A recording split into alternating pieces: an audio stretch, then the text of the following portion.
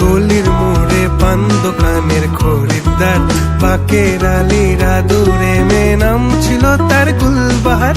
লাল বাজারে গলির মোড়ে পান দোকানের খরিদ্দার, বাকের আলীরা দূরে মেয়ে নাম ছিল তার গুলবাহার।